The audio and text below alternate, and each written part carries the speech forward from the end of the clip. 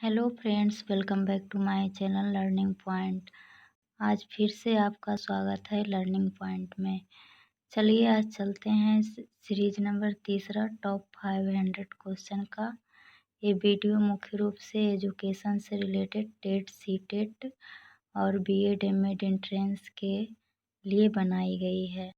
तो चलिए चलते हैं क्वेश्चन नंबर 76 की तरफ। क्वेश्चन नंबर 76 है, मनोविज्ञान के जनक माने जाते हैं।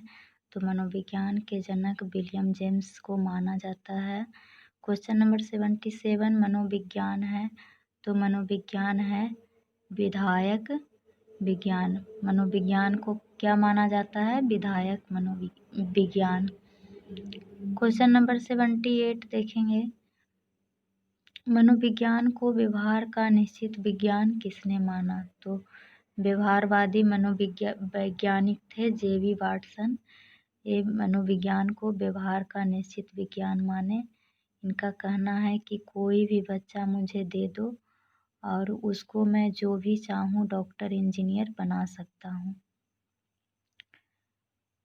क्वेश्चन नंबर 79 है, मनोविज्ञान अध्ययन है। तो मनोविज्ञान है व्यवहार का वैज्ञानिक अध्ययन। क्वेश्चन नंबर 80 है, साइकोलॉजी शब्द जिन दो शब्दों से मिलकर बना है वह है। तो क्या है? Psycho plus logos. Psyche plus logos. ये इसकी उत्पत्ति यूनानी भाषा से हुई है। ये जो साइकी और लॉगस है ये यूनानी भाषा है।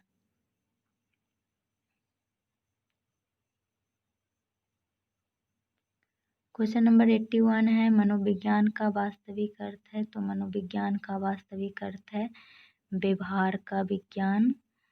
क्वेश्चन नंबर 82 है, शिक्षा को सर्वांगीण विकास का साधन माना है। तो शिक्षा के सर्वांगीण विकास का साधन महात्मा गांधी ने माना है।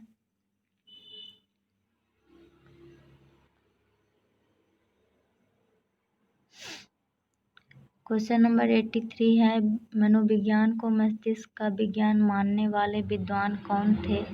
तो मनोविज्ञान के मस्तिष्क का विज्ञान मानने वाले विद्वान जो थे पोम्पोनोजी थे। यूनानी दार्शनिक प्लेटो और अरस्तु और देकार्ते मनोविज्ञान को आत्मा का विज्ञान माना, जबकि पोम्पोनोजी जो इटली के रहने वाले थे वो मस्तिष्क के विज्ञान माने। और विलियम वुंट जो थे चेतना के विज्ञान माने। और वाटसन वुडवर्थ जो है व्यवहार के विज्ञान माने। तो मस्तिष्क का विज्ञान किसने माना? पोम्पोनोजी। क्वेश्चन नंबर 84 है, मनोविज्ञान को चेतना का विज्ञान किसने माना? तो मनोविज्ञान को अभी हम बताएं कि विलियम वुंट, जेम्स बाइब्स ये क्या माने? चेतना का विज्ञान।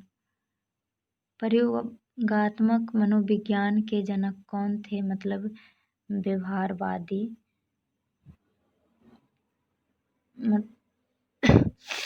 तो प्रयोगात्मक मनोविज्ञान के जनक थे वुंट। विलियम वुंट प्रयोगात्मक मनोविज्ञान के जनक थे। क्वेश्चन नंबर 86 देखेंगे, मनोविश्लेषणवाद के प्रवर्तक कौन थे? तो मनोविश्लेषणवाद के प्रवर्तक सिगमंड फ्रायड थे। क्वेश्चन नंबर 87 देखेंगे, मनोविज्ञान को शुद्ध विज्ञान माना। तो मनोविज्ञान को शुद्ध विज्ञान किसने माना? जेम्स ड्रेवर ने। क्वेश्चन नंबर 88, मानसिक परीक्षण की विधि विकसित करने वाले विद्वान थे। तो अल्फ्रेड बीने जो थे मानसिक परीक्षण की विधि को विकसित करने वाले थे। क्वेश्चन नंबर 89, मनोविज्ञान का शिक्षा के क्षेत्र में योगदान नहीं है। तो किस क्षेत्र में योगदान नहीं है? शिक्षा के सैद्धांतिक पक्ष पर बल। क्वेश्चन नंबर 90, आधुनिक मनोविज्ञान का संबंध व्यवहार के वैज्ञानिक खोज से है। यह परिभाषा किसकी है? तो यह परिभाषा जो है मन की है। क्वेश्चन नंबर 91 है, मनोविज्ञान के अंग्रेजी पर्याय साइकोलॉजी शब्द की व्युत्पत्ति हुई। तो साइकोलॉजी शब्द की व्युत्पत्ति ग्रीक भाषा से हुई। कुछ लोग यूनानी भाषा भी कहते हैं, कुछ लैटिन भाषा भी इसको मानते हैं, लेकिन यूनानी भाषा इसका मुख्य है और ग्रीक। क्वेश्चन नंबर 92 है, शिक्षा मनोविज्ञान की विषय सामग्री संबंधित है। तो सीखना जो है इससे भी इसकी विषय सामग्री है। क्वेश्चन नंबर 93 देखेंगे, मनोविज्ञान मन का वैज्ञानिक अध्ययन है। यह कथन किसका है? तो वैलेंटाइन का ये कथन है। क्वेश्चन नंबर 94, मनोविज्ञान के अंतर्गत किया जाता है। तो मनोविज्ञान के अध्ययन किसका किया जाता है अंतर्गत? मानव, जीव जंतुओं तथा संसार के अन्य सभी प्राणियों का अध्ययन किया जाता है। क्वेश्चन नंबर 94 देखेंगे, व्यवहार के जन्मदाता किन्हें माना जाता है? तो व्यवहार के जन्मदाता माना जाता है जेबी वाटसन को। क्वेश्चन नंबर 95, शिक्षा में मनोवैज्ञानिक आंदोलन का सूत्रपात किसने किया? तो शिक्षा में मनोवैज्ञानिक आंदोलन का सूत्रपात रूसो ने किया। क्वेश्चन नंबर 96, शिक्षा मनोविज्ञान अध्यापकों की तैयारी की आधारशिला है। यह कथन किसका है? तो यह कथन स्किनर का है। क्वेश्चन नंबर 97 देखेंगे, कौलसेनिक शिक्षा मनोविज्ञान का आरंभ किससे मानते हैं?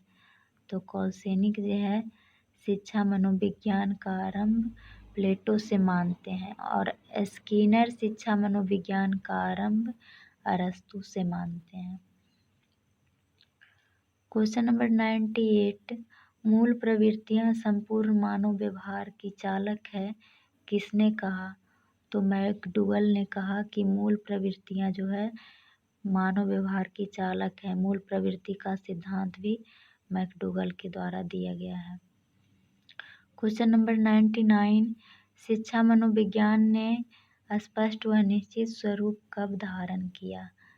तो अमेरिकी मनोवैज्ञानिक थॉर्नडाइक, जूड स्टेनले हॉल, टर्मन आदि के प्रयासों से शिक्षा मनोविज्ञान 1920 ईस्वी में स्पष्ट व निश्चित स्वरूप धारण किया।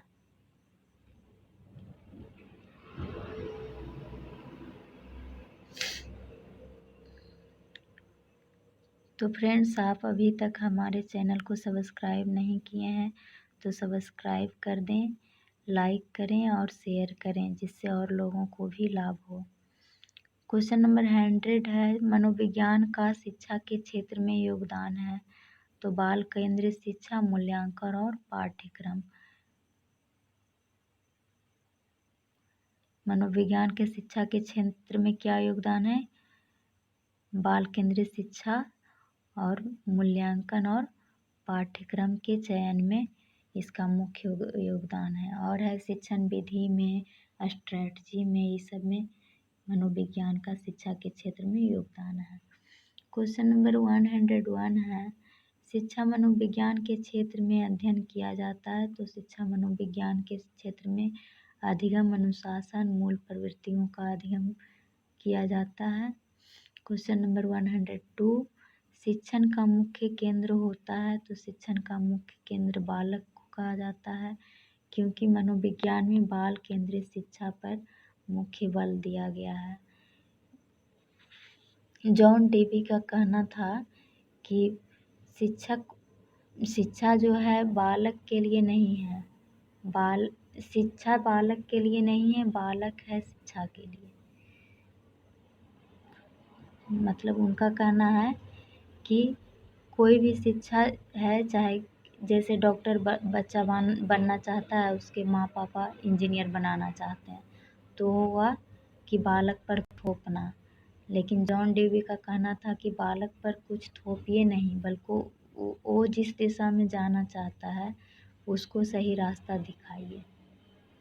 क्वेश्चन नंबर 103 है, मनोविज्ञान शिक्षक के अनेक धारणाएं और सिद्धांत प्रदान करके उसकी उन्नति में योग देता है। यह किसने कहा? तो यह कुप्पुस्वामी ने कहा।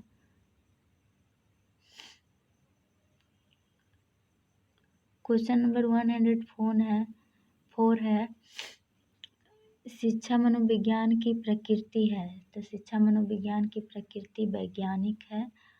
क्वेश्चन नंबर 105 शिक्षा में बालक का संबंध किससे होता है। तो शिक्षा में बालक का संबंध शिक्षक, विषय वस्तु और समाज से होता है। क्वेश्चन नंबर 106 शिक्षक मनोविज्ञान का उपयोग किसके लिए करता है। तो शिक्षक मनोविज्ञान का उपयोग सबसे पहले तो खुद की शिक्षण योजना बनाने में, पाठ्य योजना जिसको कहते हैं, और इस शिक्षण विधि को अपनाने में, स्ट्रेटजी को अपनाने में, मतलब स्वयं और बालक के लिए और अनुशासन के लिए करता है। क्वेश्चन नंबर 107 है मूल्यांकन किसके लिए आवश्यक है। तो मूल्यांकन छात्र और शिक्षक दोनों के लिए आवश्यक है। क्वेश्चन नंबर 108 है शिक्षा मनोविज्ञान का अध्ययन अध्यापक को इसलिए करना चाहिए ताकि इससे वह अपने शिक्षण को प्रभावी बना सके। क्वेश्चन नंबर 109 है शिक्षा मनोविज्ञान आवश्यक है तो छात्र, शिक्षक और अभिभावक। क्वेश्चन नंबर 110 अध्यापक वही सफल है जो बालकों की रुचि को जानता है। जब तक बालक के बारे में अध्यापक नहीं जान समझ पाएगा तो उसको उचित रूप से शिक्षा उपलब्ध नहीं करवा पाएगा। इसलिए वही सफल शिक्षक है जो बालकों की रुचि के बारे में जानता हो। क्वेश्चन नंबर 111 है कक्षा से पलायन करने वाले बालकों के प्रति आपका व्यवहार क्या होगा। तो कक्षा से जो लोग पलायन करते हैं, जो विद्यार्थी, उसके प्रति एक शिक्षक का कर्तव्य होगा निदानात्मक। नहीं, उसको जब बच्चा पलायन कर रहा है कक्षा से तो हम यह जानने का प्रयास करेंगे कि उसका मुख्य कारण क्या है और उसके कारण को जान करके उसका निदान करेंगे। क्वेश्चन नंबर 112 है शिक्षा मनोविज्ञान व्यक्ति के जन्म से वृद्धावस्था तक सीखने के अनुभवों का वर्णन एवं व्याख्या करती है। यह कथन है, तो यह कथन है क्रो और क्रो का, crow and crow. Question number 113 शिक्षा मनोविज्ञान एक शिक्षक के लिए मूल्यवान है, उसका सबसे महत्वपूर्ण कारण क्या है।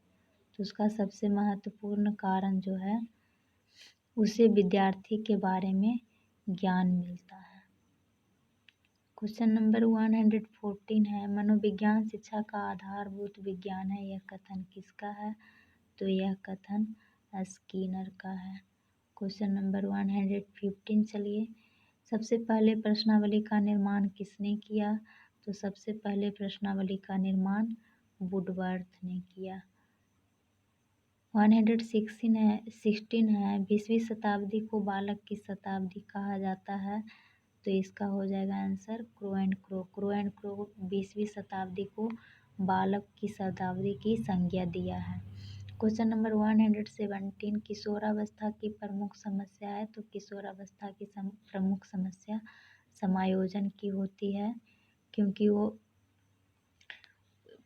उत्तर बाल्यावस्था और पूर्व किशोरावस्था की अवस्था में जब बालक रहता है तो ऐसा स्थिति आता है कि जब बालक बड़े जैसा व्यवहार करते हैं तो उसके माता पिता कहते हैं कि अभी तुम इतना बड़े नहीं हुए, और किसी स्थिति में जब बालक अभी छोटे जैसा व्यवहार करते हैं तो माता पिता कहते हैं कि तुम अब छोटा नहीं रहा। इस स्थिति में लगता है किशोर को कि हम क्या करें क्या ना करें।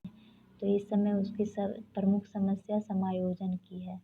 वो कुछ अपने मन की करने के लिए चाहता है और जहाँ उसको करने के लिए नहीं दिया जाता है तो उस समय उसमें कुंठा उत्पन्न हो जाती है। क्वेश्चन नंबर 118 है बालक को जो कुछ भी बनना होता है वह 4-5 वर्ष की आयु में बन जाता है। तो एक कथन किनका था, एक कथन फ्रायड का था। क्वेश्चन नंबर 119 है बालक के समाजीकरण का प्रथम घटक है। तो बालक के समाजीकरण का सबसे प्रथम घटक है परिवार। क्वेश्चन नंबर 120 है बालक के विकास का परिणाम है। तो बालक के विकास का परिणाम है वंशानुक्रम तथा वातावरण के अंतःक्रिया का। अंतःक्रिया का।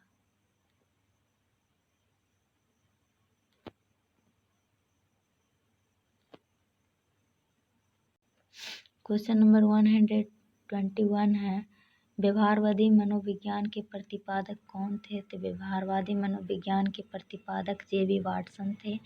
क्वेश्चन नंबर 122, शिक्षक की सफलता का रहस्य है? तो शिक्षक की सफलता का रहस्य है मनोविज्ञान का ज्ञान। मनोविज्ञान के बिना कोई भी शिक्षक सफल नहीं हो सकता।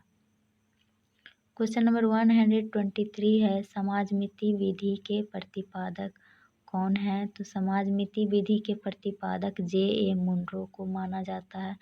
क्वेश्चन नंबर 24 है, शिक्षा मनोविज्ञान की प्रकृति है? तो शिक्षा मनोविज्ञान की प्रकृति विज्ञान और कला दोनों है। क्वेश्चन नंबर 25 है, शिक्षा मनोविज्ञान वर्तमान में अपनी किस अवस्था में है? तो शिक्षा मनोविज्ञान वर्तमान में अभी शैशवावस्था में है। तो चलिए फ्रेंड, आज इतना ही। Thank you. अगर मेरा वीडियो पसंद आया तो लाइक करिए, शेयर कीजिए और सब्सक्राइब कीजिए।